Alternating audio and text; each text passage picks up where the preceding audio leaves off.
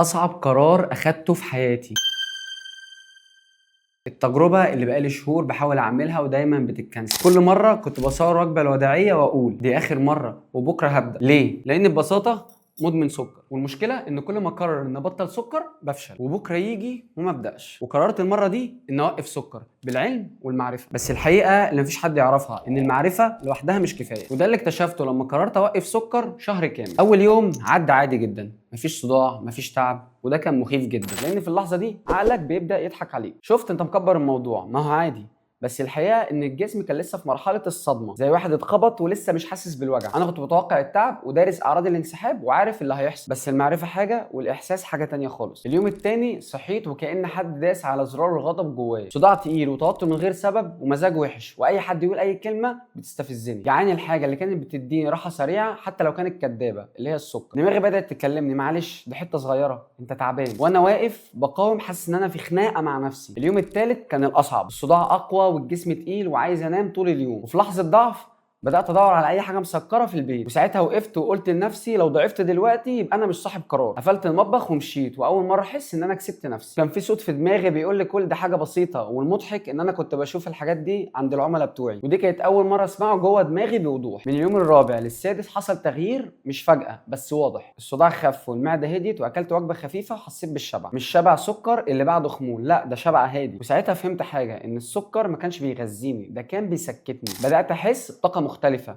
مش طاقه عاليه وبعدين انهيار زي ما بيعمل السكر، لا دي طاقه ثابته. بقيت اشتغل اكتر واركز احسن وبفكر من غير دوشه، والنوم اتحسن وبقيت بصحى باقل تكسير. والاغرب بدات اشوف الحلويات على حقيقتها، مش كنز ولا مكافاه، ده مجرد اكل كنت مديه قيمه اكبر من حجمه. بعد اسبوع وقفت قدام المرايه، مش تخسيس كبير بس وشي اهدى وعيني اوضح، وسالت نفسي هو انا كنت فاكر ان التعب ده طبيعي ولا كنت متعود عليه؟ وساعتها فهمت ان كتير من اللي كنت حاسه ما كانش ارهاق شغل، ده كان سكر. علميا الاسبوع الثاني هو بدايه التغيير الحقيقي. حسيت الانسولين بيتحسن ومستوى الطاقه بيثبت وتقلبات المزاج بتقل، وانسانيا تحس ان دماغك هديت. انا كمدرب متعود ان اشتغل ساعات طويله، بس حسيت ان طاقتي بقت اهدى واطول. حسيت نفسي راجع امسك الدريكسيون بعد ما كنت سايب نفسي سايقه لوحدها. واهم ملاحظه ان الجوع بقى حقيقي مش جوع عاطفي، مش انا زهقان، جوع جسمي بقى محتاج اكل فعلا. الاسبوع الثالث كان اخطر اسبوع، مش لان في تعب لكن لان في ثقه. السكر اختفى من تفكيري وحسيت ان خلاص عديت المرحله الصعبه، وده اخطر وقت لان هنا الناس بترجع مش بسبب الاحتياج ولكن بسبب الغرور. لاحظت ان 80% من استخدامنا للسكر ملوش علاقه بالطاقه، ده ليه علاقه بالمشاعر، مكافاه او تهدئه او هروب. وده خلاني افهم عملائي اكتر من اي كتاب تاني قريته. في الاسبوع الرابع وصلت لحاله اسمها بيز لاين انرجي، طاقه طبيعيه ومزاج ثابت وتركيز واضح. والتمرين بقى انضف، مش اقوى فجاه بس مستمر. والهضم اتحسن، والانتفاخ اللي ناس كتير فاكراه طبيعي اختفى. وهنا فهمت حاجه مهمه، السكر مش دايما بيزود الاداء ولكن بيخفي التعب الحقيقي. بعد 30 يوم طعم الحاجه بدا يتحسن، الفاكهه بقت مسكره اكتر خصوصا التفاح، والشاي بقى طعمه احسن، والنسكافيه بقى طعمه مسكر مع انه من غير سكر. دلوقتي لو حد حط لي نص معلقه سكر مش هقدر اشربه. احساس الجوع قل، والالتزام بالدايت بقى اسهل، واشتياقي للفاست فود والحلويات قل جدا. بعد شهرين بس خسرت حوالي 8 كيلو مع النظام والجيم، وبشكل طبيعي ومتوازن ومن غير اي ضرر. هقول لك بقى المسموح: فاكهه بكميات محدده زي الموز والتفاح والبرتقال والكنتالوب، خضار زي الخيار والجزر والطماطم، نشويات بطيئه الامتصاص زي الشوفان والرز البني والبطاطا والبطاطس، مشروبات من غير سكر زي الشاي والقهوه والنسكافيه بلاك